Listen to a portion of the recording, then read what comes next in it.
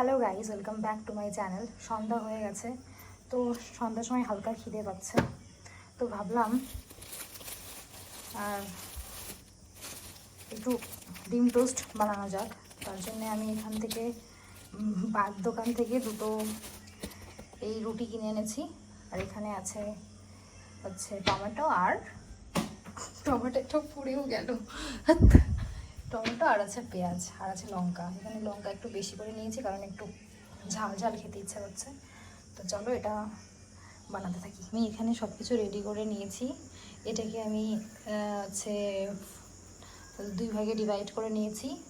আর এখানে বাটার আছে, আর এখানে ভেজিসগুলো আছে, আর এখানে ডিম আছে। ডিম তুমি একটু লবণটা দাও তো আমাকে।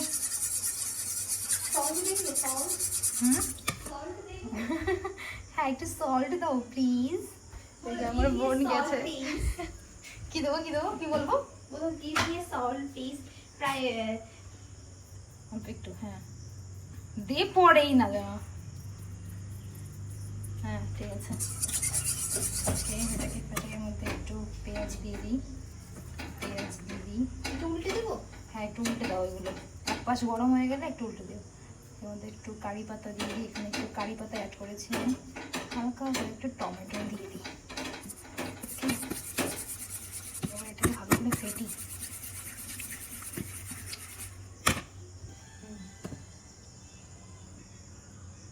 এখান থেকে একটু বাটার তুলবো। এবার তুলে এখানে লাগাবো।